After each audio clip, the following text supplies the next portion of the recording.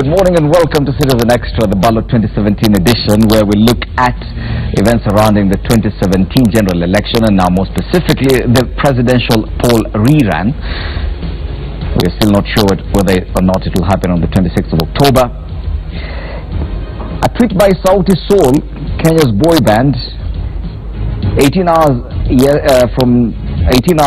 ago, Tibim, Tialala and Tano Tena are all empty slogans with no data and development records attached to them. That tweet has attracted 1,500 comments so far, 731 retweets and 1,400 likes 18 hours later.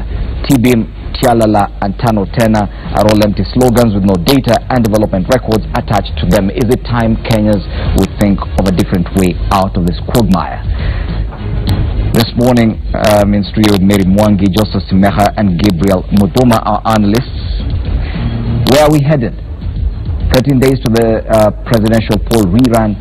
What's happening to the country? Yesterday, CS in charge of Interior, Fred Matiang'i, actually outlawed all demonstrations within the city center and within the central business districts of Kisumu and Mombasa. Is this move legal? We'll be discussing that in a short while. Let's listen. We do have what the CS said yesterday. We can listen into that. We'll also be checking out the situations in Nairobi now that the demonstrations have been outlawed. NASA insists they will still go on with the demonstrations today in Nairobi, Mombasa and Kisumu. We'll be checking out the situation there. We do have Patrick Igunza in Nairobi, Loro Tieno in Kisumu.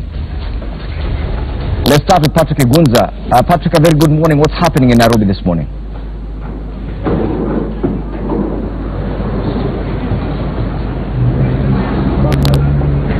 Patrick, if you can hear me, we want to get the situation in Nairobi today, in as far as the demonstrations are concerned.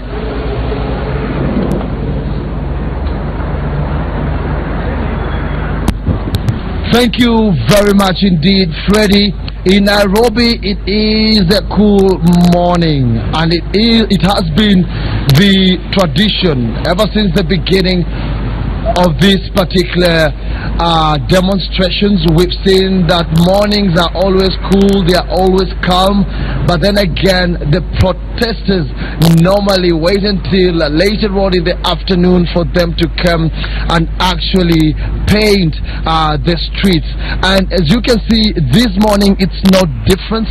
Here at the IEBC headquarters, we already have security men and women having taken position, ready for what will happen later on today, because we all know that the NASA demonstrations will be continuing today, having been held on Monday and on Wednesday. Today will be the third day this week, but then again it comes at a time when Acting Interior CS Fred Matiang'i has indicated that they will not allow any demonstrations to take place within the central business districts of Nairobi, Kisumu as well as Mombasa. But then again, NASA leaders and their supporters have been quite vocal, indicating that they do have a right to picket as well as demonstrate.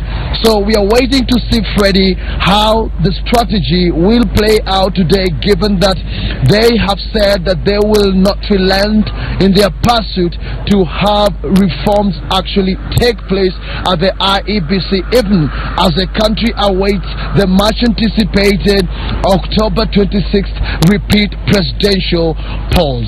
Right now we haven't seen any indication of the demonstrators in Nairobi streets. We do have our crews actually in various positions within the C.B.D. We are ready to bring you those images as soon as we get them, but right now everything appears to be cool, everything is stable. But later on in the afternoon, that's when we expect these particular demonstrators alongside their leaders to make their way in Nairobi streets.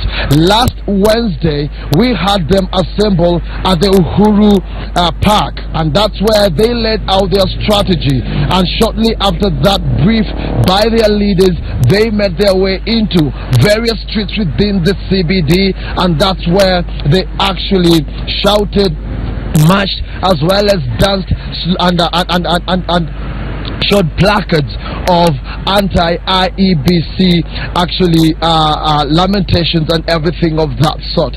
And so today we don't know exactly what the strategy will be, but we expect them that later on they will be making their way here, Freddie. Thank you, Patrick. Patrick Igunza there live from outside the Anniversary Towers, actually along University Way here in Nairobi, headquarters of the IEBC, where we do expect quite some action later this morning. NASA insists they will still go on with the demonstrations despite the ban announced yesterday by CS for Interior Fred Matiang'i. Let's get an update from Kisumu. Laura Otieno is on standby. Kisumu has been one of those hotbeds in as far as this NASA anti-IEBC demos are concerned. Laura, very good morning. What's happening in Kisumu this morning? Thank you very much, Fred, and a very good morning to you. And here in Kisumu, today being Friday, the last weekday of such a politically charged week, and also being the last weekday when NASA supporters were supposed to have mass action calling for reforms in the Independent Electoral and Boundaries Commission. And indeed, following Matiang'i's order, the Central Business District, as it now is a bit calm. Businesses are closed down, but there's some sort of traffic, more than usual traffic. There's so many people in the Central Business District. Some of them whom we managed to talk to say that they were keeping, or rather just being around the C.B.D. because at least they're sure that they'll be safe. And actually here in Kisumu County, Fred, maybe if my cameraman could show you, we are about 800 meters from Kondele, and there's a very huge smoke coming from the Kondele flyover. Right now we understand that NASA supporters in Kondele have already started lighting a bonfire, and that area where that smoke is coming from is the Kondele flyover. And yesterday the regional commissioner, Mr. Wilson Jega, had particularly said that the demonstrators will be kept off the Central Business District, which according to him was the perimeter all around the flyover, which is 800 meters, an 800 meters radius from where we're standing, and that place is in Kondele. And also maybe to my right, I don't know if my cameraman could show you, that is one of the roads that leads down to Aga Khan Hospital. Some youth were there shortly just trying to barricade that road, and as you can see, some of them are still busy just mounting stones on that road. And what we understand is that in Kondele they had also put up some tents. They were saying that today they'll be holding prayers alongside demonstrations. So of course we'll be moving to Kondele to bring you the action of what goes down. But the energy here where we're standing exactly is the Kisumu main bus stage, and the energy here is very crazy. As you can see, there are some people behind me, all of them waiting for the mass action to start. And of course all of them are saying that they will be moving in towards the IBC offices, and a vector that leads to the IBC offices, you have to go through the Central Business District. Therefore we'll be seeing what police will be doing to uphold the CS's order, and what the crowd will be doing basically to continue holding their mass action, Fred. Laura, previously we've seen a number of local leaders, including the Kisumu Senator Fred Outa, Kisumu Central MP Fred Ouda, that difference needs to be noted, leading the demos. Even the Kisumu Women Representative Rosa Buyu. Have you spoken to any of them with regard to what will happen today? Well, Fred, we're trying to get in touch with the local leadership, but up to now we have not successfully contacted any one of them. But as we had seen, indeed, true to your word, we have seen local leaders in the forefront of these demonstrations ever since they began. And the last demonstration, which was held on Wednesday, we had the governor himself leading the crowd from Kondele to IBC and then back to Kondele. So we are still trying to get in touch with the local leadership, basically to know which local leader will be leading the demonstration. So Fred, let me leave you with live pictures. That the energy here is pretty crazy. People are already starting to gather around, Fred. Yes, live pictures there from Kisumu town this morning. You can see crowds already gathering, ready for the demonstrations despite the ban announced yesterday by CS for Interior Fred Matiang'i. Kisumu is one of those places that we'll be watching today. We'll also be watching Mombasa as well as Nairobi. We do have Patrick Igunza in town. We'll be getting updates regularly from there. My panel just grew bigger. Professor James Nyikal, MP Senate, just joined the panel. Good morning, Professor. Karibu sana. I had already introduced Gabriel Mutuma, Mary Mwangi, and Joseph Simeha. Of course, it will be argued that whatever CS Fred Matiang'i said yesterday. And this is a big argument this week. Everyone has become a lawyer. Is it legal? Is it not? As far as the announcement by CS Fred Matiang'i yesterday outlawing picketing and demonstrations within the Central Business District in Nairobi, as well as other town centers. That's specifically Mombasa and Kisumu. Bwana Joseph Simeha. Thank you very much and good morning. Yeah, first of all, to understand the law, the constitution and the law, and to comment on it, you don't have to be a lawyer. In fact, we need to expunge that myth that the constitution and laws are meant for lawyers. No, they're not. In fact, every citizen needs as much as practically possible to understand the constitution and our law and use them, cite them as often as possible, and use them and apply them in their lives. Now, back to your question: is it lawful? If at all. It's not at all. It's both unlawful and unconstitutional. Reason being that the right to protest, to picket and so on, of course unarmed and in a peaceful manner, is provided for in the Bill of Rights. One of those, one of the chapters in the Constitution that even to change it, you'd have to have a referendum. One of the foundational chapters of the Constitution, Bill of Rights, this is chapter 4. And in Article 37, as I'm sure you've had it cited so many times, it's an expressly provided for right. And well, that right can be limited. But it cannot be limited by fiat, by edict. It can only be limited by law. So meaning that you would have to go to Parliament, the law would have to go through the processes, including public participation, to grant a minister like himself, someone in his position, the authority to come up with regulations, to regulate picketing, public demonstrations and so on. And even the process of coming up with those regulations again would have to be subject to public participation. It's that sensitive that I just do not understand why he has to court this kind of trouble in this country by purporting to exercise powers that he does not have. Yes. And finally, if there was any doubt, he should have cleared it by reading the law, following law reports, because twice this matter has been in court in 2013.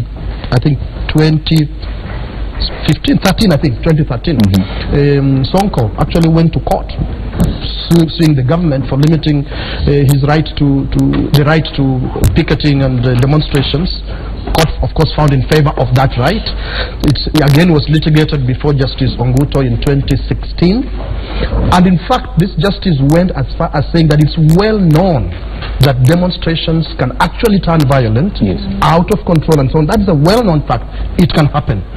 That does not limit. That still does not limit. In fact, does not give the government at all. It doesn't give the government the right to ban those demonstrations. By decree. By decree. In fact, what it does is to inform the police that since you know that this can happen in this manner, that is why you are notified, so that you are there to preserve law and order. Yes. Anybody who goes outside of the purpose of that demonstration, then the police that is their job, to ensure that they deal with those kind of people in accordance with the law. Yes. So it's absolutely unconstitutional and illegal.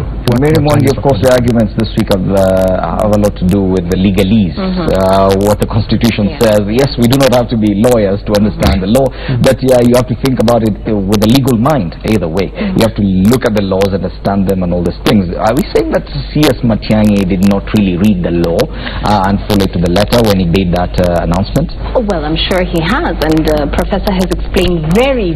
Oh, I haven't had that title. Not yet. He's on his way to becoming a professor. Joseph Simeha has explained very clearly what is enshrined in our Constitution. However, I was in town on Tuesday afternoon, and I saw the mayhem, and I saw the chaos, and the police tried their very best to contain them, but there were even individuals on borders were snatching bags and destroying property. So the question now is, how do we find this balance? The kind of politics we have is highly emotive. If the police does batter the picketers, then it is seen as anti this party. So the question now is, how do we find this balance? And I believe that's where Matiang'i was coming from, where he says we need to protect businesses, we need to protect private property, because there are individuals who are taking advantage. I mean, look at the number of young men on the streets barricading roads in Kisumu and Nairobi. Why are they not employed? So we need to understand our system and see that there is a problem. This system has a structure that is actually violent. It's not direct violence, it's indirectly violent. And this is why we're seeing the kind of mayhem and chaos that we are experiencing today. Gabriel, two wrongs do not make a right.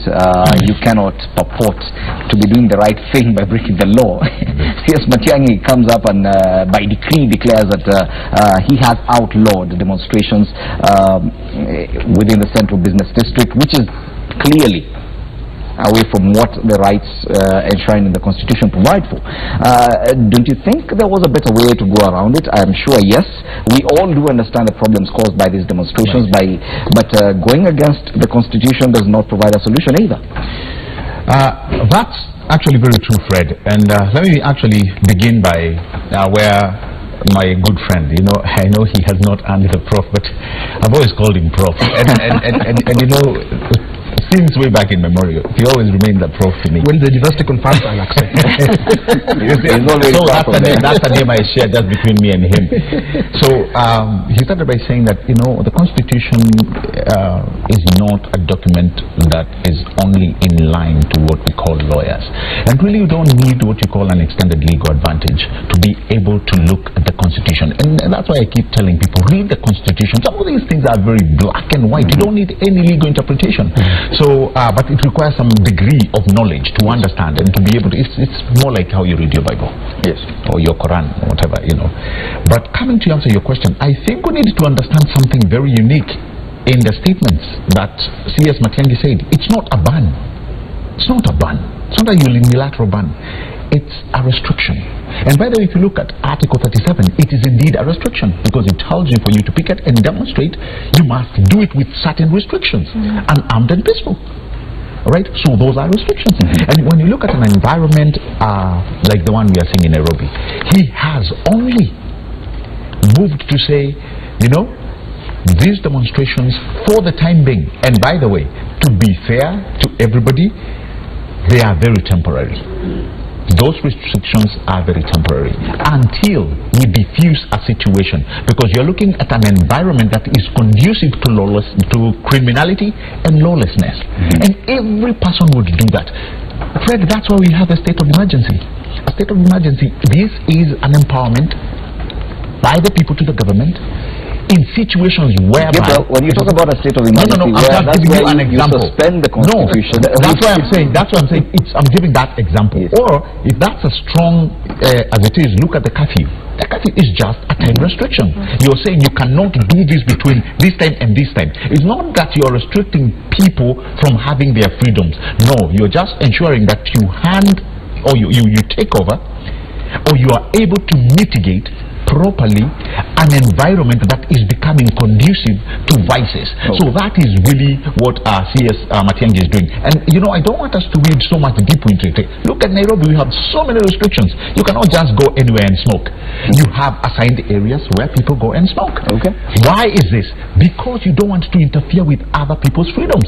When you're telling me you have a right to demonstrate and picket, and yet you're doing it in front of somebody's shop or business, where now you are actually interfering with their daily productivity, then you have to question the same Constitution that gives you the same powers. You must question it and ask, where does my freedom stop and where does yours begin? So let us not look at it as a ban. It's only a restriction to take care of a situation that is growing conducive by the day to criminality and other political vices. Yes, we do have a gentleman in the panel who has and the title Professor James Nikal. No. A very good morning. I'm actually doctor, not a professor. Actually, the professor in my house is my wife. Oh, you're not a professor yet. You could share it. I left no, I don't share. Okay, doctor. So, but doctor was at the university. Maybe I'll go back and get the title. Dr. James Nikal, you've been in government. You understand what it means for a government officer, because you have to act and you have to protect property as well, despite or in spite of your political allegiance. C.S. Matiang'i has a job to do.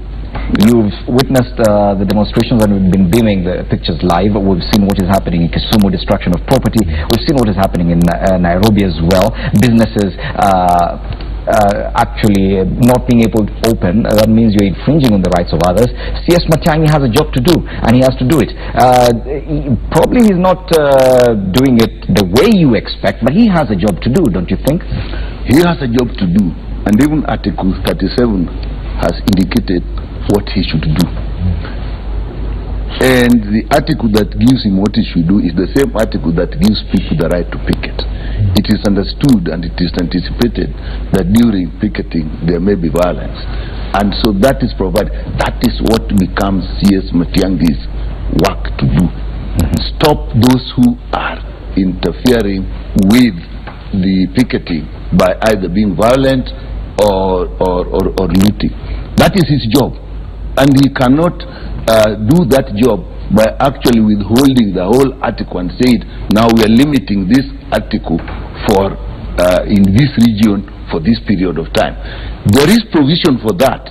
The rights in chapter 4, in the Bill of Rights, actually can be limited. But you must say why you are limiting it and for how long you are limiting it, and there is a process for doing that. Our colleague just told us that. I'm not aware of whether he has gone through that process. Until that is done, his duty is to actually make sure that those who are picketing are protected, and those who are not involved in the picketing and their property are also protected. I have been picketing, and I'm not so sure that after this I may not be there.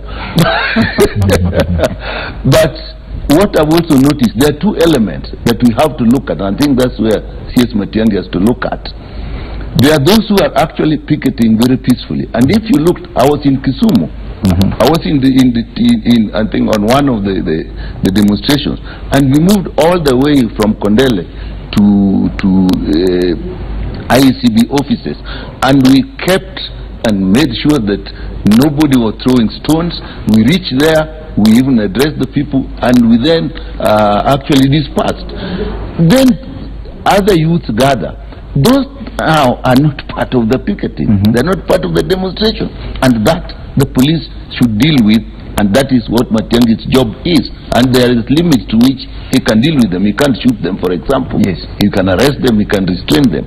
So that is where he should confine himself, not take the whole article and say, for this area and this area and this area, we are now not going to do that. Yes. Let it be done as it should be done. Let him do his job.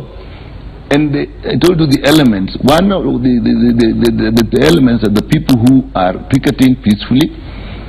Then there are those who actually are criminals amongst them. Then let's actually face it. There is the police, how they behave when people are picketing. And I'll tell you, on Wednesday, I was in the group that was picketing, and we came all the way from Uhuru Park, went to along Haile Selassie, turned into Moi. And actually, apart from singing and shouting, nothing wrong was going on until a police vehicle, these Land Cruisers, drove in and threw tear gas. Up to today, I've not understood why at that point that tear gas canister was thrown. Now, once you throw tear gas canister in a crowd, then pandemonium breaks loose, and now the people who are pickpocketing, the people who want to loot, actually you give them a chance. But if the police keep to restricting only those who are going to cause problems and actually protect the people who are picketing, it's okay. The same day, in the afternoon, people picketed for about 2 hours, and it was peaceful. The police were with them. In fact, I saw police vehicles as if they were escorting them, and the whole thing was peaceful. Nothing no stones were thrown. People were not hurt.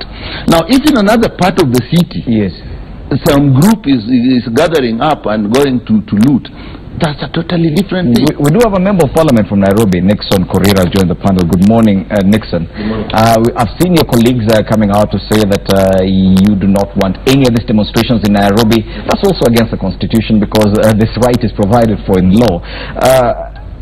You are a Jubilee member of parliament. We've seen Jubilee supporters as well demonstrating within the central business district, and they have a right to do so.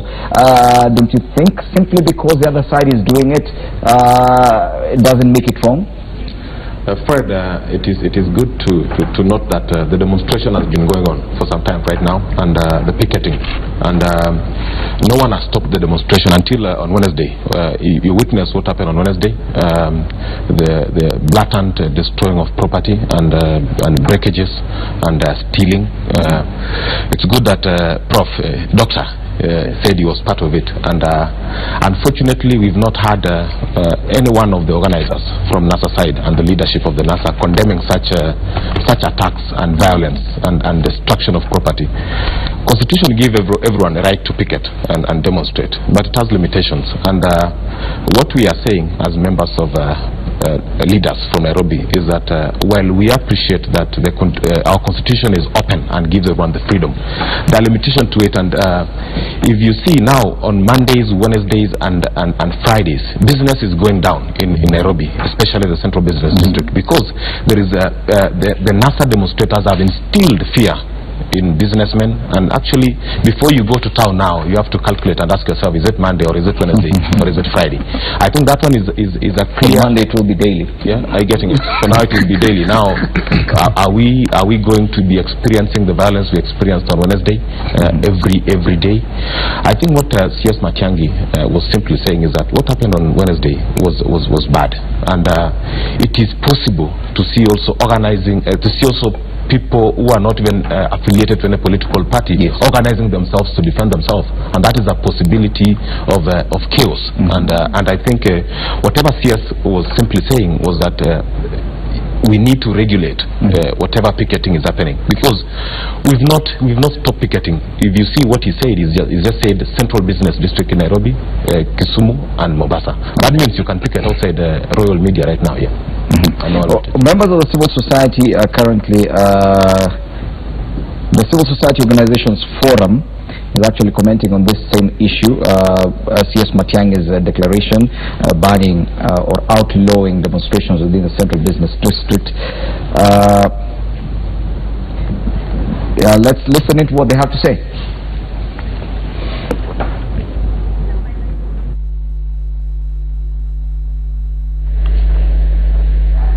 October 26, 2017 is one Saturday. Because if this country is to agree that we can have decrees that are passed for the purpose of subverting what the Supreme Court ruled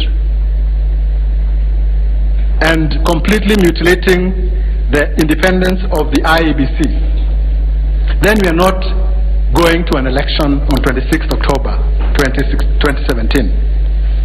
We are going to a referendum. And the question on the referendum paper is, do you want to live in a democracy or do you want to live in a dictatorship? I am a Christian. In fact, sometimes I take to the pulpit and preach. So I take encouragement from the words of Joshua 24:15. At that time Joshua told the people of Israel, choose this day whom you shall serve, whether the gods of your ancestors served or the gods of the Amorites. As for me and my house, we shall serve the Lord. A similar stark choice faces us as we go towards 26th of October. As Kenyans, we need to decide whom we shall serve. Are we going to serve the gods of the coming dictatorship or the God of democracy, encapsulated in our national covenant, the Constitution of Kenya 2010? We are all free to choose. And I can say like Joshua, as for me and my house, and as for many, many Kenyans, the silent majority of this country, we are saying we will choose the God of our democracy, we will defend our Constitution. Some will say that we are being partisan. This is not about NASA or Jubilee. Yes, we are partisan. We are partisan towards our Constitution, and we are standing up to defend it, and we will defend it as Kenyans.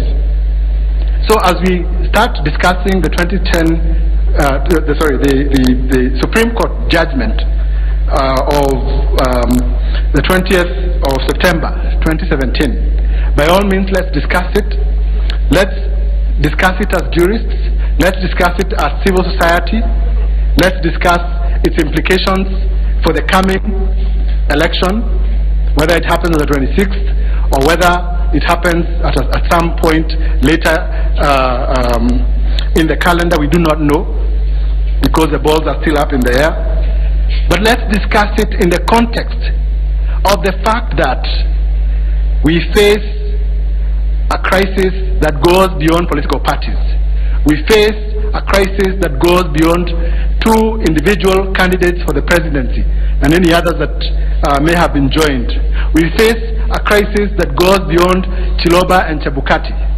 We face a crisis of historic proportions, because the call of history summons us once again to stand up and declare, are we willing to live in a dictatorship, or are we willing to rise up and defend our democracy? I thank you.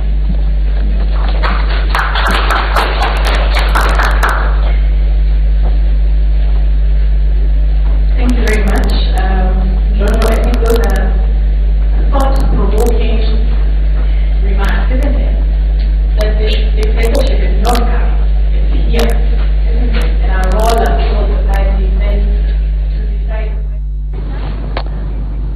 Yes, a section of the civil society there commenting on the state of the nation with regard to the anticipated election presidential rerun slated for October 26th. That's in about 12 days or so.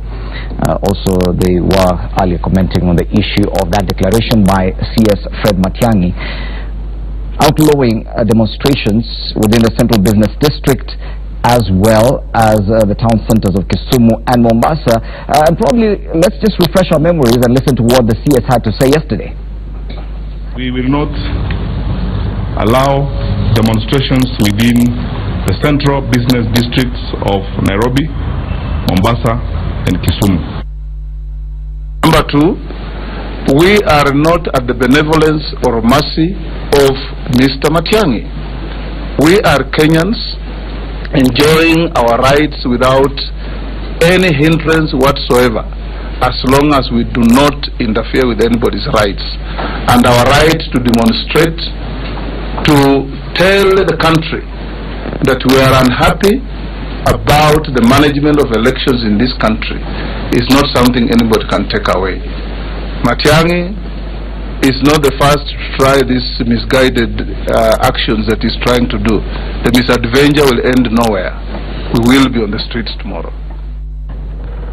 Joseph Simera, even one of your NASA principals says, yes, you have the right to demonstrate, but you do not have the right to infringe on anyone else's rights. Absolutely. Don't you think that probably it is time NASA moved to court, probably to challenge what the CS said yesterday? Because yes, there are serious concerns about the demonstrations. Yeah. We have live pictures. We have the pictures showing people actually stealing property. We've seen pictures on the dailies of people actually being robbed while these demonstrations are going on.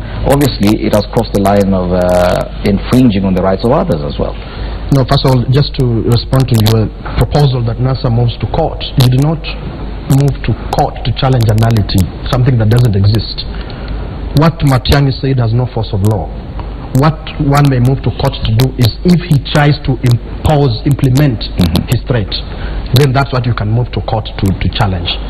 But what he said is as good as nothing. In fact, he uses the word allow. I had to write it down. He actually imagines that he has some power to allow demonstrations. There's not even the president can purport to allow. We have allowed ourselves through this constitution to demonstrate for as long as we meet those conditions of peace and no arms. Nobody else can purport to allow and disallow. What Muduma said about restrictions, yes, there are provisions for public officers to restrict only as provided for by law. There is absolutely no law in this country that permits Matiang'i. He quoted the Public Order Act. Nowhere in that act is it permitted to restrict demonstrations. In fact, you heard him say, I will be bringing to Parliament regulations. I'll be coming up with regulations. Yes, only then After we do he comes up with regulations and they are debated and approved, only then may he perhaps then have that power, or whoever else may be designated, to have the power now to come up with certain restrictions. So even when curfews are called, they're not called out of nothing, out of law, because the law permits. We talk about looting and theft and so on, which is extremely unfortunate, unacceptable, illegal, and totally wrong and must be condemned. And by the way, I think Mheshimiwa there said that he's not had anybody condemn. Raila Odinga, it on record, he did condemn and caution people and say, please, when you go to demonstrate, do not touch anybody's property, do not engage in violence.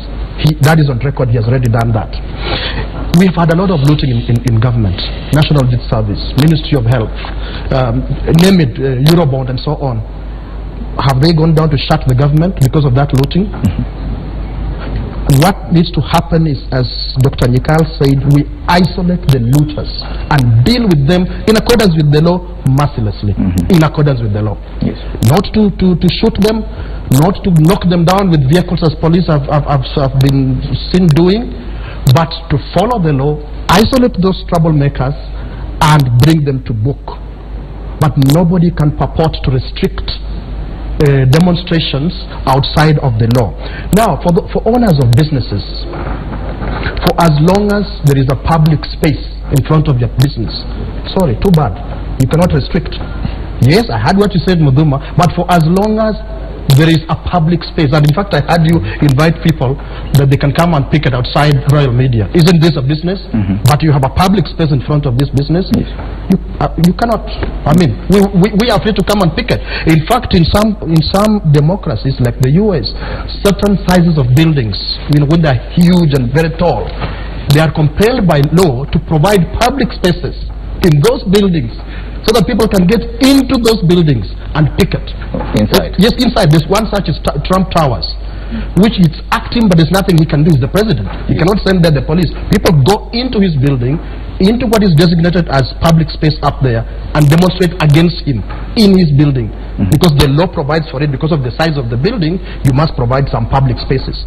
So let's not pervert the law, please, and the Constitution and the law. But let us look at what is the problem. I like really Mary, what she said earlier. We have a systemic problem in the country. People are trying to express themselves, and Jojo Mui has also just talked about it. People are trying to express themselves and say, look, don't restrict it to two individuals competing. Don't restrict it to political parties. Is a national crisis that behoves all of us to come together and deal with it. And people who are picketing are expressing themselves on it. Yes. You do not limit that expression. By the way, it's extremely dangerous.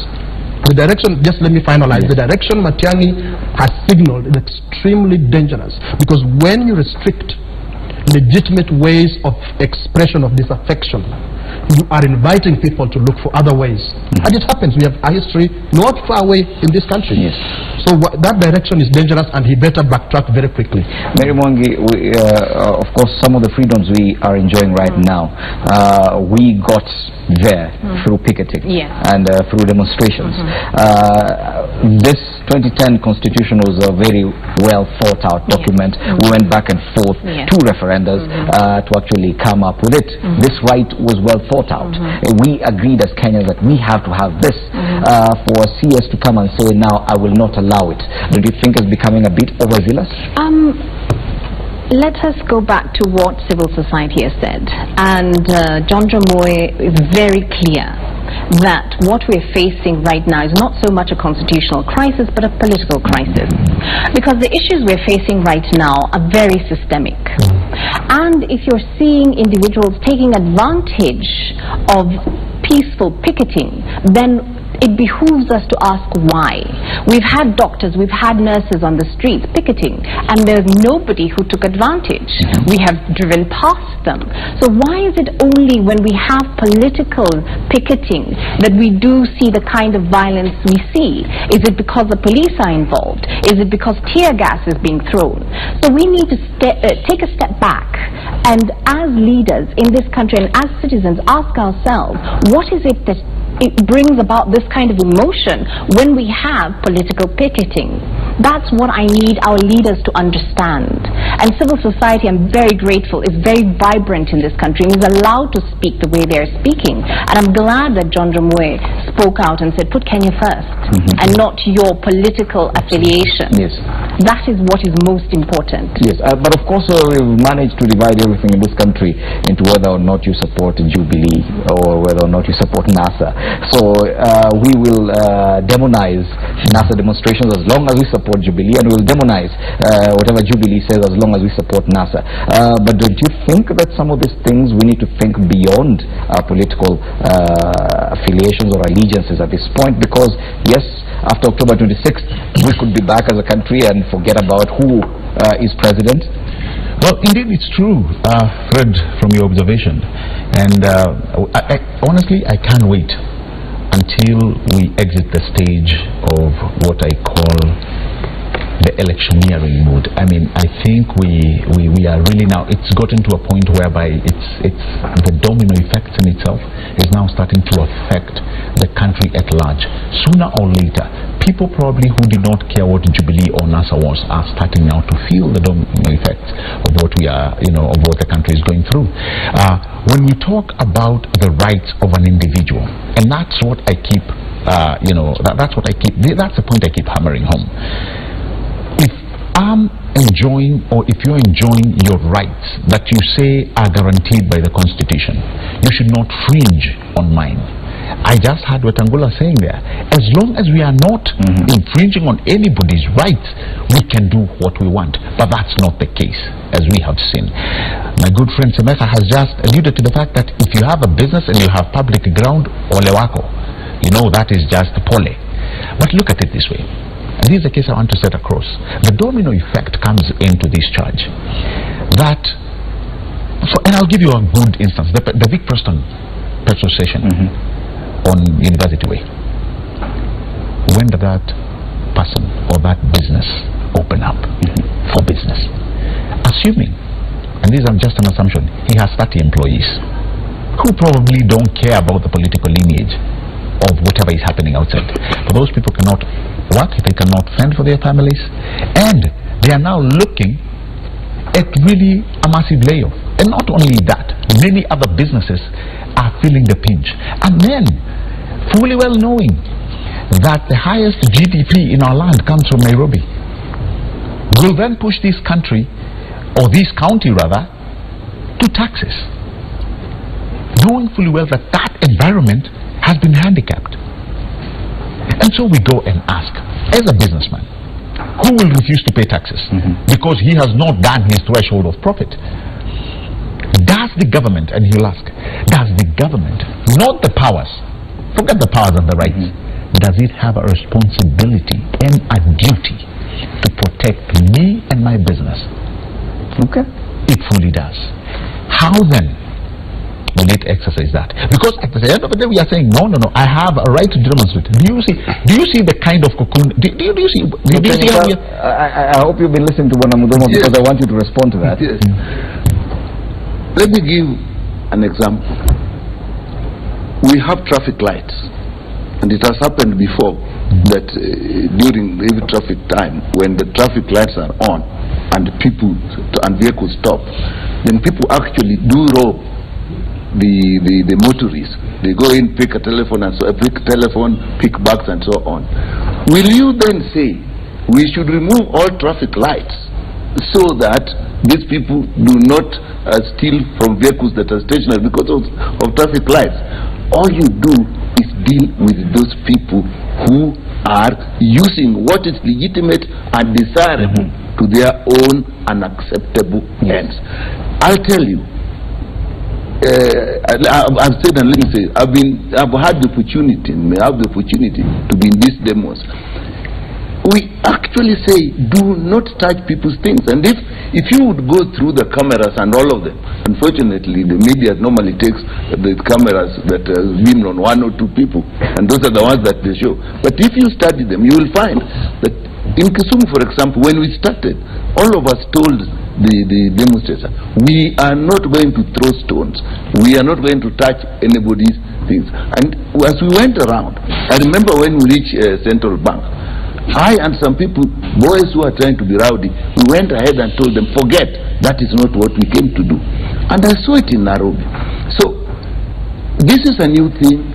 This is a right we have fought for. It is desirable.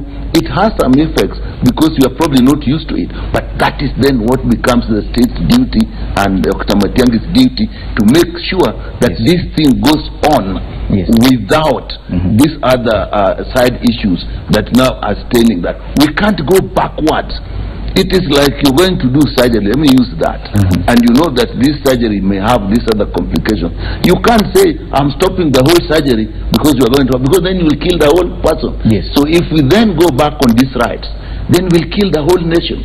Because we are now being afraid of taking the pains to implement what we need, particularly at the beginning, when some people are either taking advantage of it or don't understand it properly. Nixon Korir, and let me just add. It has been condemned. Many of us have condemned.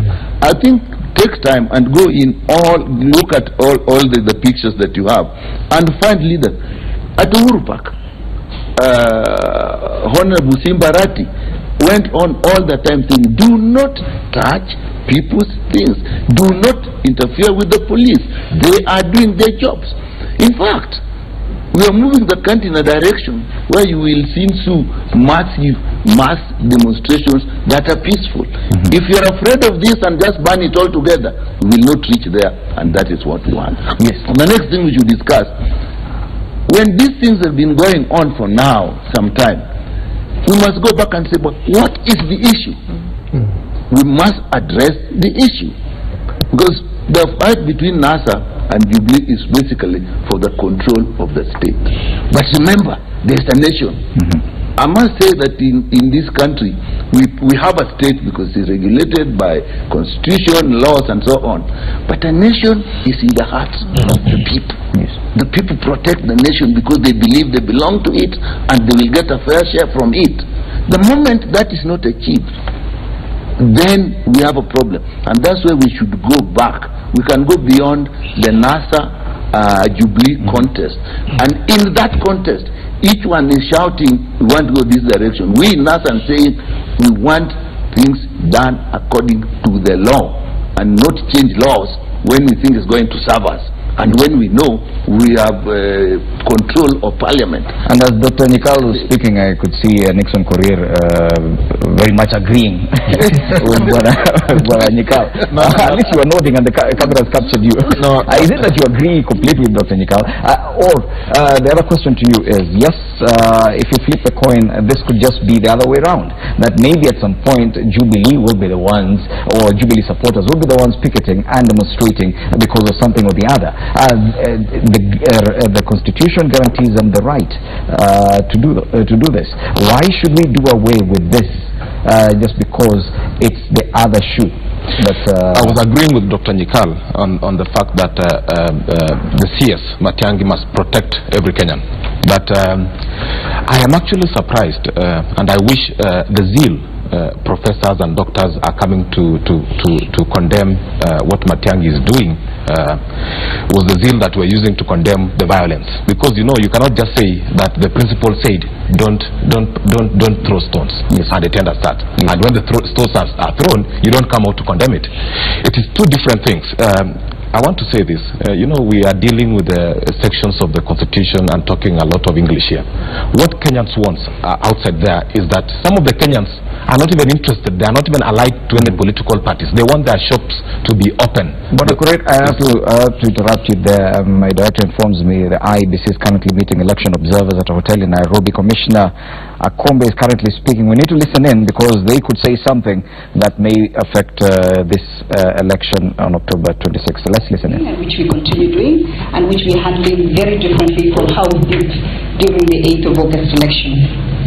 We ensured that our training was standardized, and by ensuring that first of all we had all our returning officers trained in one venue in Nairobi, not the cascaded training that we had before, where we realized that returning officers and deputy returning officers, depending on which region they were, were getting different, the way we were giving the instructions was not necessarily the same. So this time round, we standardized that, and we had all our returning officers and all our deputy returning officers here reading from the same script, having the same song sheet, or reading from the same song sheet, as they say.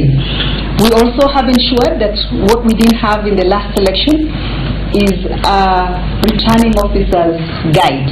So what we have now is a returning officer's guide that goes into every detail of what a returning officer needs to do.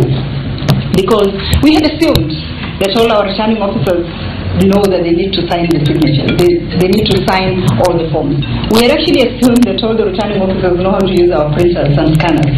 And obviously, from some of the mistakes that we saw in the last election, that wasn't the case. So we had practicals where all the returning officers printed their own Form 34B and scanned it to ensure that they knew exactly what they were doing. So our training has been standardized. We also have ensured that we have residential training for all the presiding officers in the arid and semi-arid areas. It might look trivial, but what it means is that if you don't have presiding officers being trained in one place or staying in one place, it means that they have to move, they have to come back in the morning, and some of them is long distances, 300 kilometers. And in some cases, the attendance was not very good. So we have ensured the discipline by ensuring that we have residential training for all in the arid and semi-arid areas when it comes to our presiding officers. So that is the number one thing that we have done differently, and we are doing differently in this election. That is the training. And obviously, zero tolerance to non-compliance is part of that training. We don't expect, we hear people say that out of 40,883 polling stations, you should expect errors. What we are telling our returning officers and our presiding officers that you are only an individual. It's only one. So we don't expect you as an individual to make an error in that polling station that you only have one election to deal with. You only have one chance to deal with this. You better do it right. So that is one of the emphasis that we've been talking about, zero tolerance to non-compliance. Number two, we are trying to be as transparent as possible and to ensure that we incorporate transparency, verifiability in all our work. And so we will be providing the coordinates of all our polling stations to the candidates. Well, when we were coming up with these 10 things, we had 2 candidates. Now we have many more candidates. So it means more paperwork for us, but we'll ensure that we provide those coordinates to for all the polling stations. That way, you don't have issues of people talking to us about ungazetted polling stations. We will gazette the polling stations. We will also provide you the coordinates of those polling stations, so you can actually physically go and check and be sure that what we have said in the gazette notice is what is, because you have the coordinates of all those polling stations. The third thing we are doing differently is the standardization of all our forms. I realized how popular Form 34B is when my son, who doesn't even live in this country, who's 5 years old, was asking me, telling me, Mommy, make sure that this time round you don't have a problem with Form 34B because you need to come home for Christmas. And so we are trying to make sure that there is no issue with that Form 34B or Form 34C or Form 34A by ensuring standardization.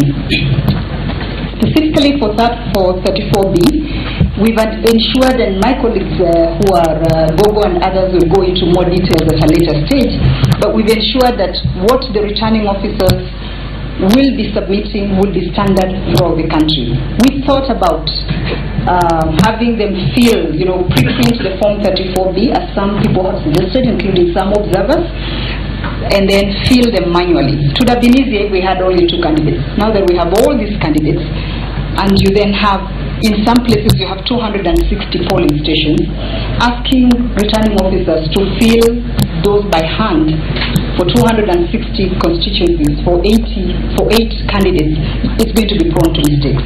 So that is why we are going to maintain using Excel sheet or whatever format our staff agree to ensure that you minimize the errors. But forms will be standardized. That is the third thing that we'll be doing differently. The fourth thing that we'll be doing differently is that we have reconfigured our KIMS gadgets to transmit both the image and the text.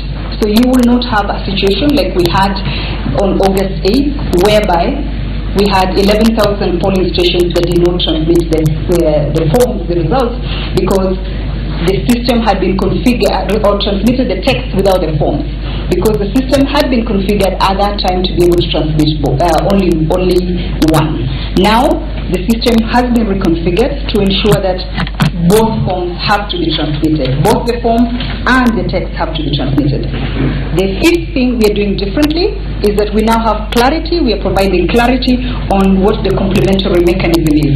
You may recall in one of the readings by Deputy Chief Justice when she was talking about why was it so difficult for people to move from one place to another to transmit the results from there. So there wasn't clarity on what that complementary mechanism is. You might have seen that we have now gazetted the complementary mechanism, including defining what transmission is. And that's very important, because let's say you have a polling station here called Lillian Towers, and there is no network at Lillian Towers, and you move over to Anniversary, not today, there's no tear gas outside actually, so you could actually move over there today.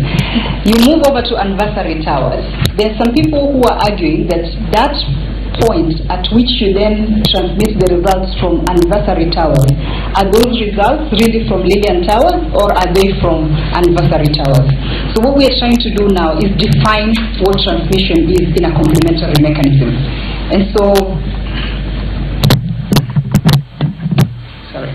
you will see that there is clarity even for you as observers. So when you are being asked what the complementary mechanism is, it's there, it's gazetted, and we also intend, I think Tabitha will intend to have it also put in the national newspapers, right?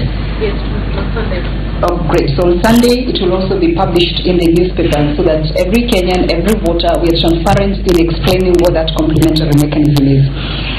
The sixth thing we're doing differently is that to minimize the areas in which we don't have network, we are now putting Safaricom SIM cards in each of our 40,883 gadgets. So we will not have issues whereby, Kisii, for instance, might have very good network for Safaricom, but instead the only one that you are using is Airtel, and so the results don't come through. So we will be having Safaricom SIM card in each of our gadgets to ensure that we have more coverage of network. And we've been told that we have reduced, if you recall, during the last election, we had gazetted about 11,000 polling stations that do not have 3G network. I understand that that number has drastically reduced to about 3,000, and we are trying to use also satellite capability in those places so that at least in each of the polling stations we have access. I'm not saying we will not have issues still. All I'm saying is that as a commission, we are trying to do things differently. We are trying to ensure that we have as much network capability and that we are able to transmit results from as many polling stations as possible. But we do not control as a commission. We are not in charge of Safaricom. We are not in charge of Airtel. We can only rely on the services that are provided to us at that point. So what we are doing as a commission is what is it that is within our power to be able to fix, and how do we deal with it. Number 7. I know I'm getting real tired reading all the things we're doing differently. But number 7, we are changing our constituency level procedures, because we want to ensure that the constituency becomes the core, the central part when it comes to results-related issues. Because the truth is that results or elections start and almost end at the polling station, because that's where the will of the people is expressed. That is where the voter casts their vote and decides who their leader is, and then it's transmitted to the constituency level, where now the tallying of everything happens. So we want the focus to go back to where it belongs, at the constituency level, and we are ensuring transparency, full transparency in the procedures at the constituency level, which means that as the returning officer enters the results, the returning officer has to project those results, and we have provided a projector like that to all our 290 constituencies. So as observers, if you go out there and find that the returning officer is not doing that, please let us know, because that is a requirement. It's part of the training, it's part of the transparency. They have to project as they are entering the results on the Excel sheet. We've also changed very clearly some other procedures. Before, if you remember, we had a case in Embakasi here where some returning officer or deputy returning officer or presiding officer had gone and started opening ballot boxes. And there was nothing wrong with that. They were trying to get Form 34A that they had put mistakenly placed in the ballot box. We didn't have a procedure for that. So we are also making very clear a procedure of what do you do in case, as a returning officer, you receive the presiding officer, and the presiding officer tells you that they have mistakenly placed the Form 34A, the original, inside the ballot box. So we are providing a procedure for how you retrieve that within the Constituency Tallying Center. So we are also insisting that all our returning officers have to provide drafts of the Form 34B to all the agents before the final Form 34B is printed. We want to make sure that the verification happens at the constituency level before the final form is printed and signed by the agents. So that if there is any dispute, if there is any question, those things are addressed at the constituency level at that time. Remember, we have 7 days to announce the results. We shall not be rushed to announce any results. We do not expect any pressure being put on our returning officers.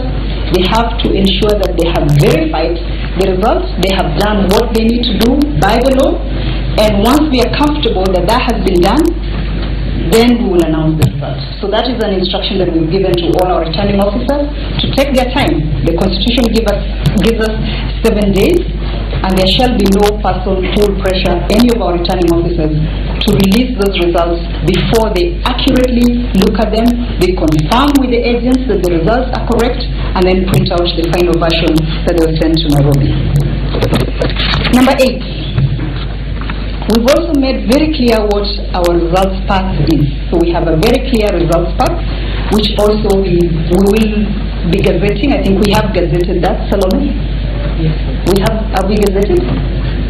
We have gazetted the results path, or it should be in the process of being gazetted, because we want clarity so that people know what happens when I vote at the polling station. How does my vote move from the polling station to the constituency level, from the constituency level to the national level? So that results path is very clear, with every responsibility for each of our officers as you move along. And that's important for observers, because once you have that clarity of what the results path is, then you can hold us accountable. You can say, this is what you said your procedure was, but you didn't do this and you didn't do this. So we want to make sure that that results path is very clear and is available for all. Number 9 of the things we're doing differently is involvement of the media at all phases of our work. We have been in discussions with the Media Owners Association, because what we want to do is to ensure that there is live coverage of announcement of results at the constituency level. We had a lot of talk during, all the processes that results were not announced at the constituency level. Basically because there is no account of it, because the press did not cover that. We have now some clarity. We've been in discussions. The chairman, C.B.D, has held several discussions with the Media Owners Association to ensure that we have coverage in all our 290 constituencies. We have told our returning officers that they will need to give unfettered access to the media. They will need to also provide the draft Form 34B and the final, so that they can be able, the media can be able to cover what is going on at the constituency level. Lastly, among the things we're doing differently, and maybe on this I should really commend honestly the media for that initiative. It's very rare that you can find the media coming together in a consortium and avoiding, putting their business interest, commercial interest aside, being the ones breaking news from this place and working together and saying we'll collaboratively work together to ensure that we cover the entire country. So that is something that is commendable from the Media Owners Association and the media in general. The last thing we're doing differently, the 10th and last thing that we're doing differently, is that this time we'll have agents at all stages of our work. We have been writing to the agents. Now we have to write to the political parties. Now we have to write to all of them. The other ones will be gazetted, to ask that they give us the names of all their 40,883 agents, because agents have an important role to play. You know, we should, during the Supreme Court proceedings, we should have been dealing with a case in which a political party comes and tells us, these are the forms you gave to our agents, and those forms are different from the ones you have presented here today. That was not the case. It was a case of comparison of the forms that IEBC had. So we really have been putting a very strong emphasis on ensuring that political parties, candidates, have agents in each of the polling stations. But in addition to that, what we're doing differently now is that we will have agents, ICT agents, embedded within our team. You heard Marijan talk about the project team. So we will be including the agents of those political parties and candidates within the team that we have that is looking at ICT. So in short relief and in long, those are the 10 things that we intend to do differently. Within them, there are various aspects, but what we have tried to do is go through the Supreme Court judgments and look at each of the things that the Supreme Court said and look at it and say, what is it that then we can do as a commission? What things did they fault us on, and how can we address them? And that is how we came up with these 10 different things. And I know Salome at some point will go through the metrics with you of legal compliance so that you can see where we are as a commission in terms of compliance. But lastly, really to say that when you look at the logistics, when you look at the preparations that the Commission has been doing, we are very confident.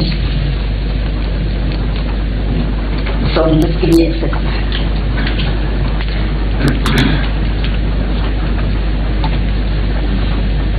Thank you. We are confident that when you're looking at the logistics, the things that you need to get ready to have an election, we are confident that we are there. When you look at our logistics, the preparations for how we are going to deliver the material from one place to another, we are confident as a commission that we are able to deliver that. When you're looking at the training, we are now in the last part of the training of our staff. We are confident that in terms of training, we will be there.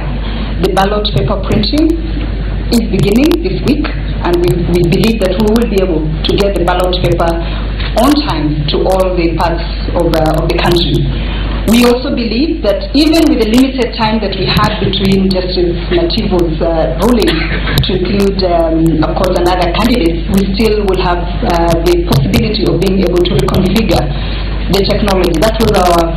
That was one of the things that we were concerned about. But following discussions that we have had with our service providers, we feel confident that we will be able to adjust the technology to allow us to deploy it on time for the transmission of the results.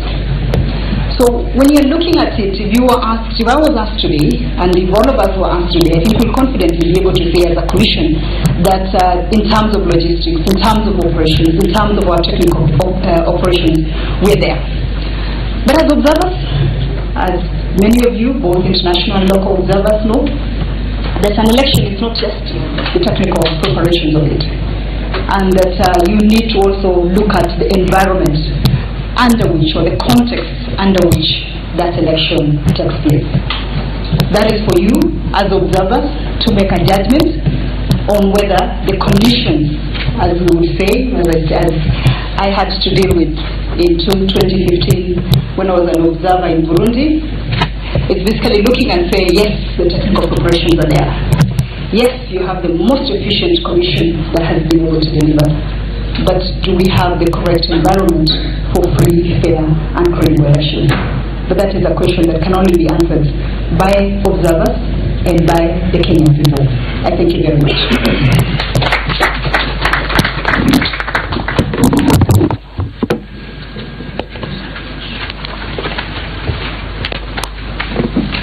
Thank you so much, Daktari, Commissioner Kombe.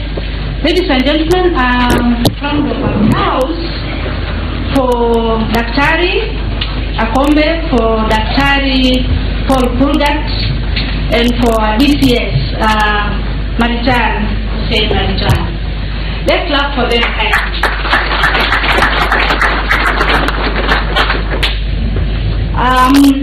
We are hoping that commissioners will still have more time with us because 5 minutes in case of any question. 5 minutes. In case of any question. Wow. You're given 5 minutes.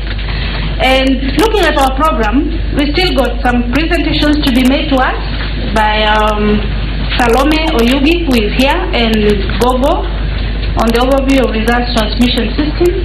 And then we'll have plenary after that.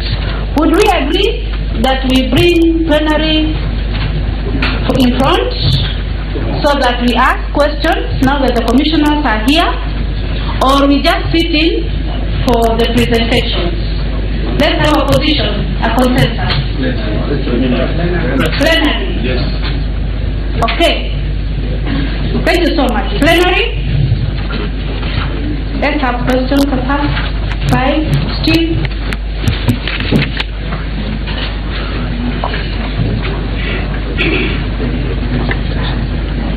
Okay.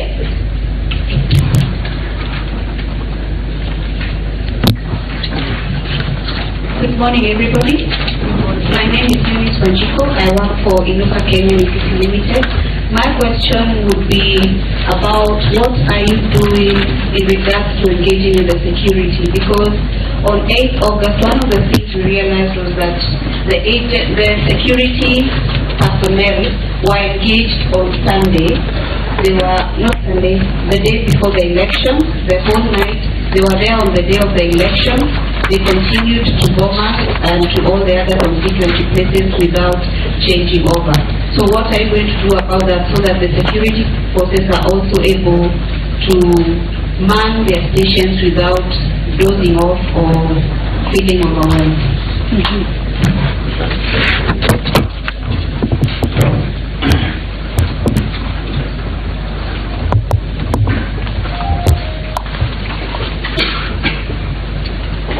Good morning, David Jordan from the Norwegian Embassy, the Northern Group Elections. First of all, thank you to the IBC for hosting this very useful and important briefing.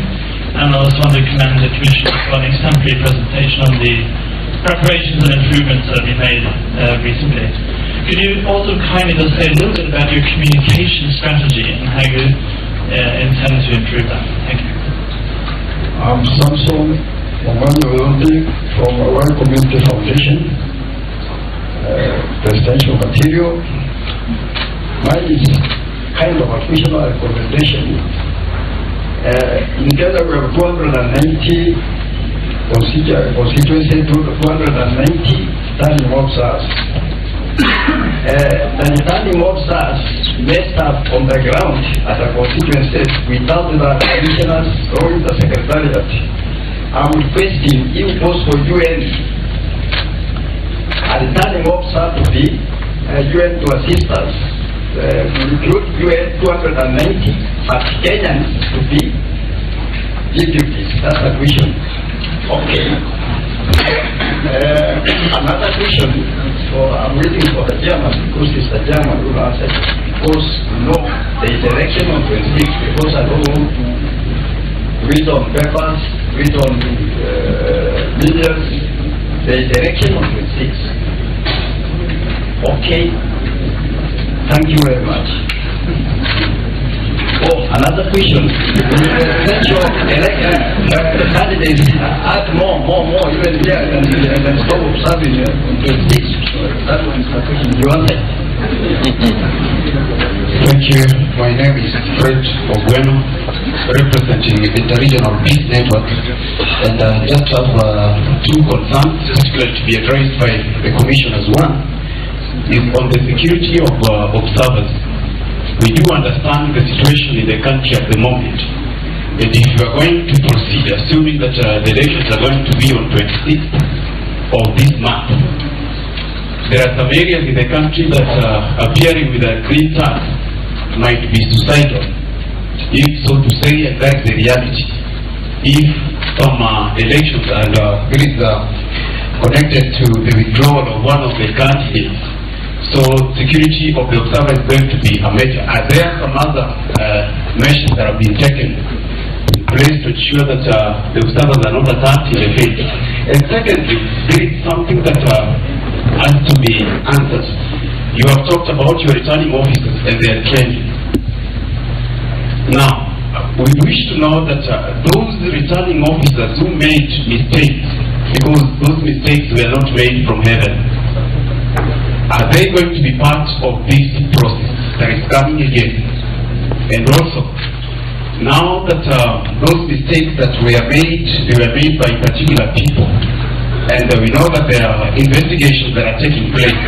What is your position to ensure that there are some punitive measures that are taken by the administration or administrative point to ensure that the same does not? And finally, I did ask this question in this same poll last year, and we do not just want to be here as observers just to sanitize and give legitimacy to the process, but we must also be able to be made to understand some of these very important issues. I asked it here, and unfortunately, I did ask it to the late Chris Musanda, and he was able to give some answer, but I want to ask it again.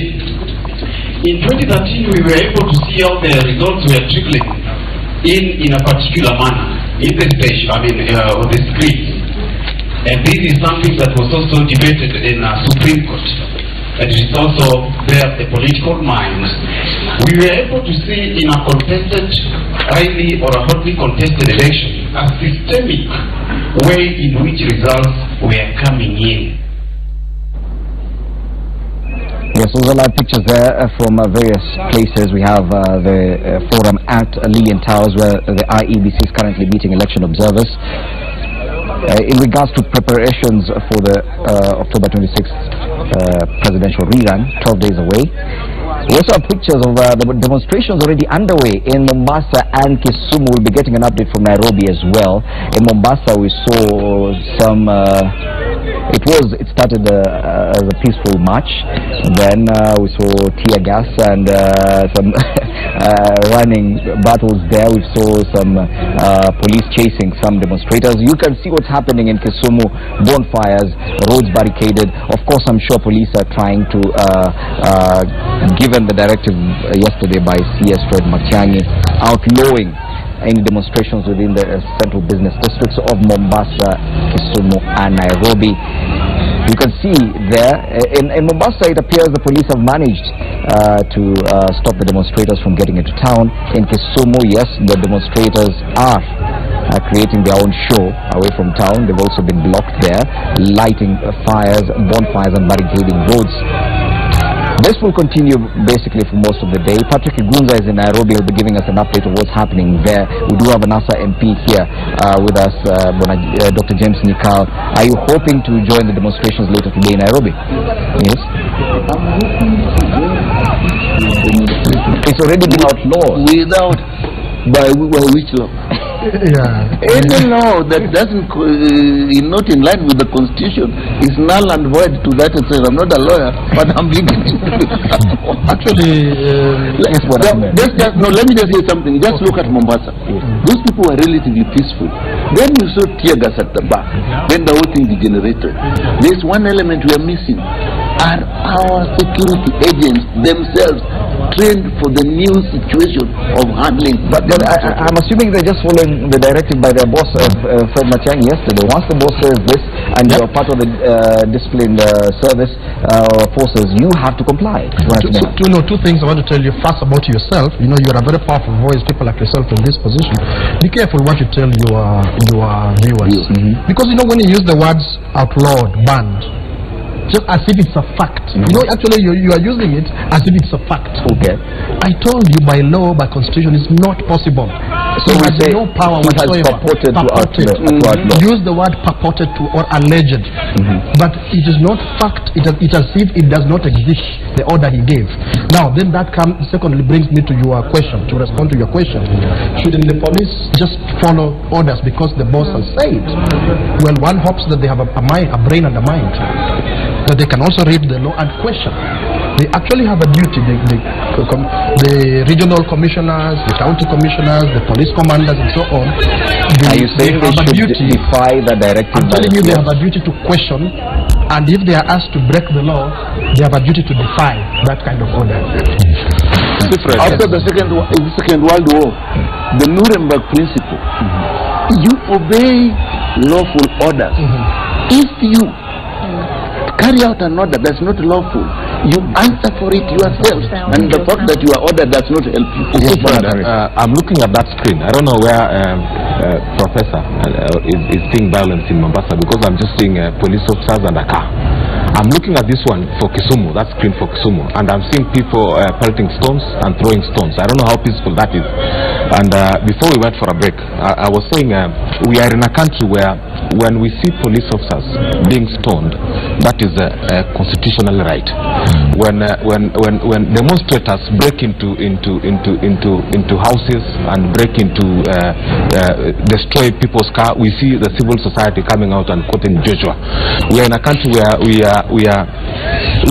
don't have honesty. We sit here representing different political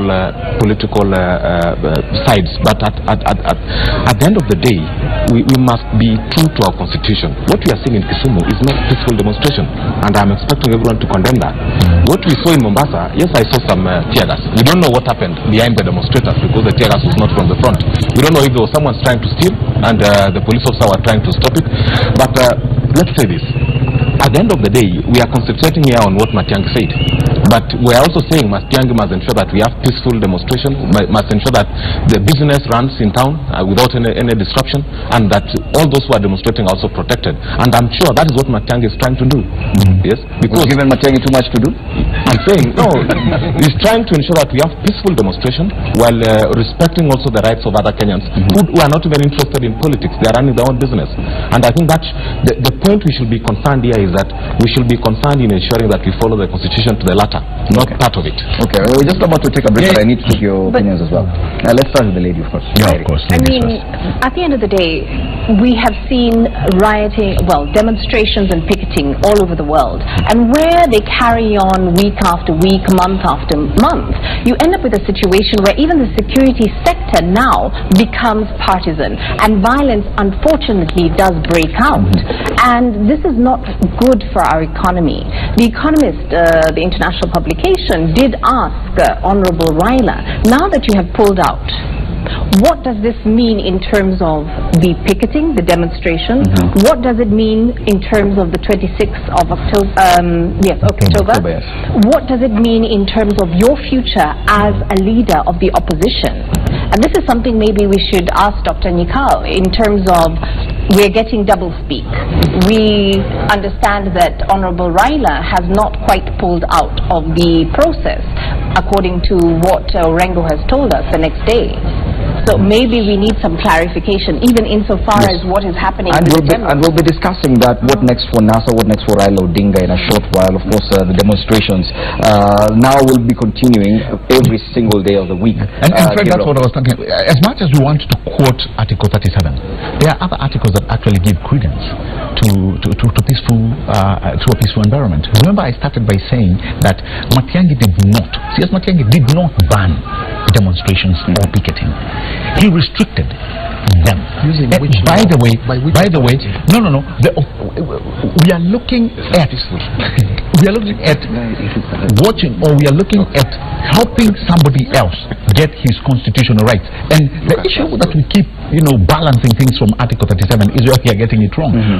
When you restrict such gathering to an environment, let's for instance say Uhuru Park, what demonstrators can do in Uhuru Park that they will not do anywhere else is guaranteed by the fact there's not a lot of things to destroy. But very quickly, let me read you, because I saw Professor coming. Let me read you some of these articles. Like 29, if you look at it, every person has a right not to be subjected to any form of violence from either public or private. That's number one. Articles 29D, every person has a right not to be subjected to torture in a manner whether physical or psychological. Now you tell me, if I cannot open my business, that is a form of torture. If I'm unable to do that which I'm able to do to progress myself and my country, that is an element of torture. And why would my rights be infringed so that you can get yours, unless you're talking about a constitution that has an element of ambiguity? Okay, Gabriel, let's stop there. Let's go back to the Lillian Towers, where the IBC is still meeting election observers for another listen in. Commissioner Kombe is saying something. Not something that I have ever wished to be on my resume. So we don't take lightly the indictment from the Supreme Court. And that is why we have sat as a commission and said, what is it that we can do differently? So So the 10 things that we are trying to do differently were not as a result of just trying to be upbeat. They were as a result of thinking through seriously the indictment of the Supreme Court, the highest court in this country, and figuring out what is it that we can do to make a difference. We are not here to make you observers see that we have a rosy picture of everything. We have our challenges. What we wanted to show is what is it that we are trying to do to address some of the issues that have been raised. So I do not want anybody to leave this room with a conclusion that this is an upbeat, rosy picture we are creating. Absolutely not. We know that a lot of you as observers, your reputations have been at stake for some of the comments that you made, so we don't take lightly any of those things. And we are explaining to you these things as observers so that as you go out there, if you see people not doing, our returning officers not doing what they are supposed to do, it is not because the commission has not decided. A lot of things that happened that in the various polling stations, it is not because the commission had no policy. It is not because we didn't make decisions. It is because we as a country have to acknowledge that the 450,000 staff 450,000 staff that were in charge of the election on 8th of August did not come from us. The Kenyans, the people who are among us. They are not staff, they are not the 7 commissioners who are in each polling station doing whatever people have assumed happened. They are Kenyans who live among ourselves. And we have to be honest to ourselves as Kenyans and hold each one of us accountable. Each of the 450,000 people that were in charge of that election, that were given the responsibility to be able to man a polling station, to be able to man a constituency and at the national level. So, to answer to your question, sir, about whether we are going to get the United Nations to second 290 or to recruit 290 deputy returning officers, the answer is really no. We will not be able to do that. We believe that we have competent staff. We just have to do the right thing. It's not that they don't know what they need to do. They have been trained. They know what they need to do. And that is why the responsibility of the agents of each political party is to hold accountable each of our staff in each polling station, in each constituency where they are. Then there were questions that were asked about display of results. I will not go into the details of those because Marijan and team will really give you the technical details of what we're doing differently or how we're going to be displaying the results. That's just going to your question on that. Irreducible minimums. We have addressed the irreducible minimums that were presented to us by NASA. We will also be making, you might have seen that yesterday we officially wrote to NASA, is it yesterday, the day before yesterday, we transmitted what our response was to each of the various areas that they had raised, and we also intend to make that a public document. You might have already seen it on Twitter. We had put it on our social media so that the Kenyans see, because it is important that everybody is aware of what is it that we have done and what is it that we have not been able to do. And there are things we cannot be able to do. And Safaricom, that goes back to your question. Safaricom, I mean, let's be honest with each other. Safaricom is the main provider in this country. It is the main provider. Yes, there are other providers. It is the main provider.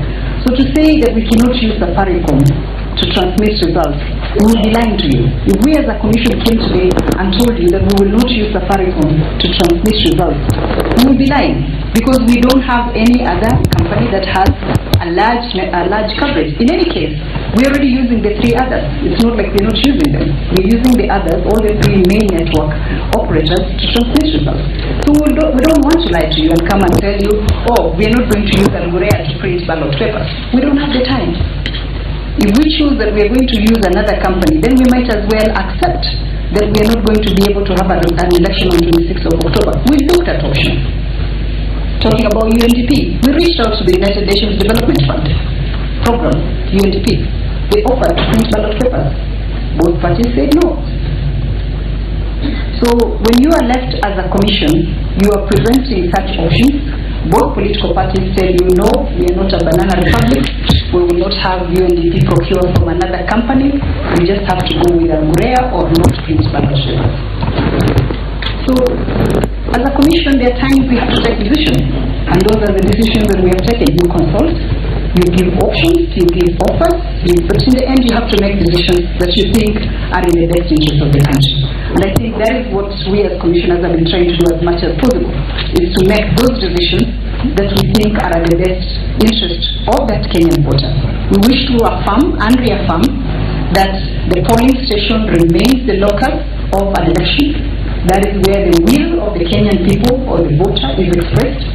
And that is what we've been emphasizing, and that is why we've been focusing on the training of presiding officers. We have over 200 presiding officers who will not be participating in the election, who participated in the previous election. We have vetted those who had mistakes and will not be included in the election.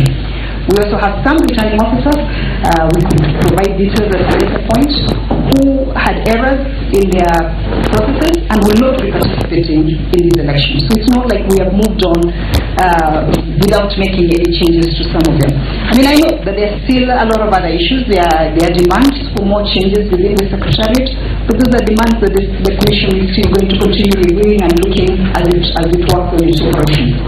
But I really want to assure you that, at least on our part, we are trying to do our best. We know, as you have said, rightly so, that elections are political. But it's not only the IEBC.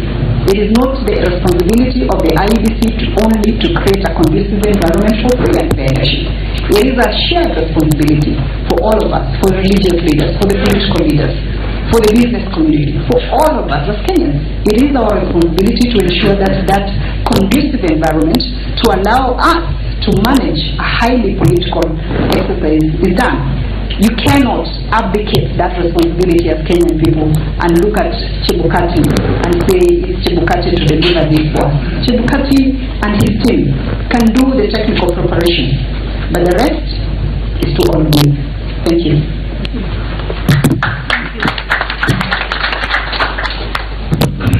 A clap for her. Thank you so much, Commissioner, for responding very ably to those issues. It's only one issue remaining, security, isn't it? And election amendments. We have a presentation to that effect where we'll see the metrics and how we're going to do it. On the election amendments. Yes.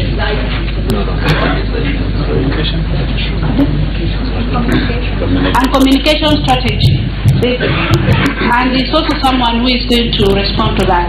And allow me to invite Commissioner Kurga to respond to the issue of security.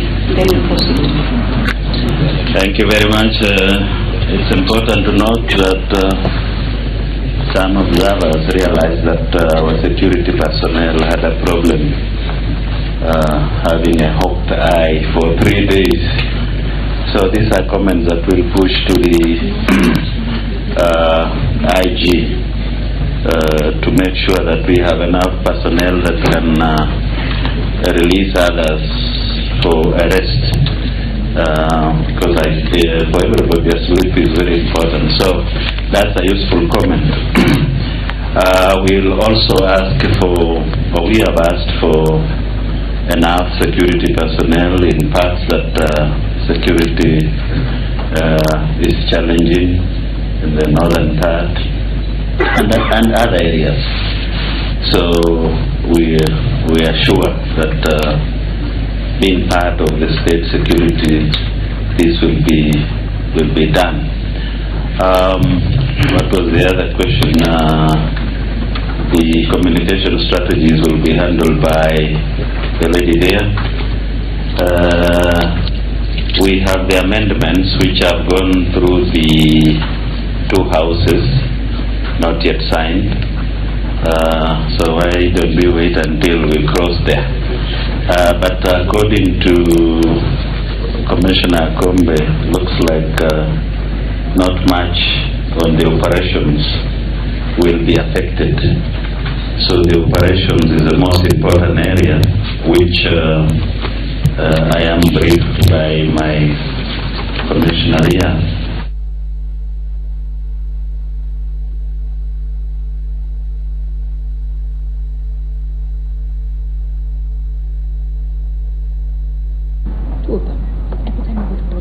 Live pictures there from Kisumu, where we're still following happenings. A cloud of tear gas there already is getting violent to some extent, police having to use tear gas to disperse the demonstrators. Of course, trying as much as possible to keep with the directive, and let me use the correct word, the directive by C.S. Matiang'i yesterday, whether lawful or not, to restrict demonstrations, and I'm picking my words very carefully, to restrict demonstrations and to restrict movement of demonstrators into the central business districts of Nairobi, Kisumu, and Mombasa. And that's where the biggest problem is, that this time round, even if the demonstrations are peaceful, you're not allowed to move into town, and hence you will be dispersed either way, whether or not you're peaceful. But I want us to take the conversation forward now beyond the demonstrations. NASA says now these demonstrations will become a daily affair starting Monday. It will no longer be Monday, Wednesday, and Friday. It will now be Monday, Tuesday, Wednesday, Thursday, Friday. I don't know if weekends will be included. We wait to see. But now let's move forward to the issue of what next. Will we go to the elections on October 26th? Will Raila Odinga be on the ballot? What happens if he is not? What happens to Kenya after that? Nixon, let's start there. Nixon Korir, what happens to Kenya next?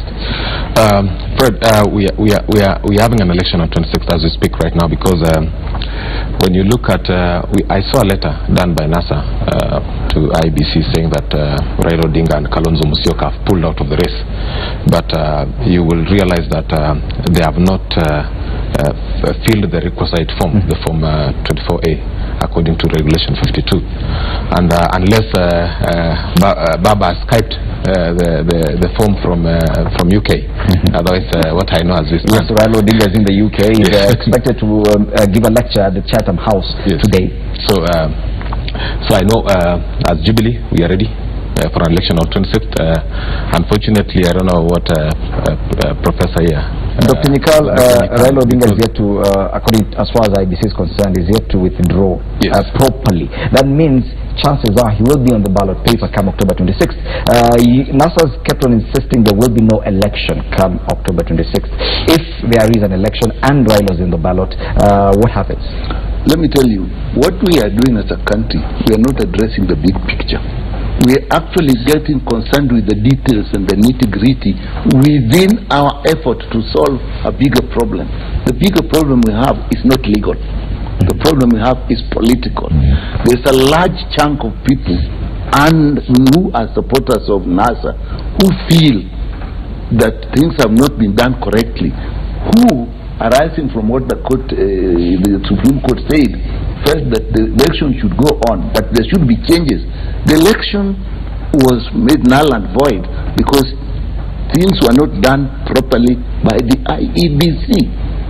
There were forms that were fake. Nobody has said how they were introduced. There were forms that were not signed. We could not even get through to the servers despite the court ordering. Now, those we saw when the chairman of the commission was announcing the results. He came before the whole world with the document that was not signed. And in the end, Justice Maraga said, if you don't do it differently and you come to us, the result is the same. In a way, he was saying there needs to be changes on the way these things are done. And in summary, that is what NASA is saying. You can have elections if you so wish. You can say there are elections and you can say you won or declare yourself a winner.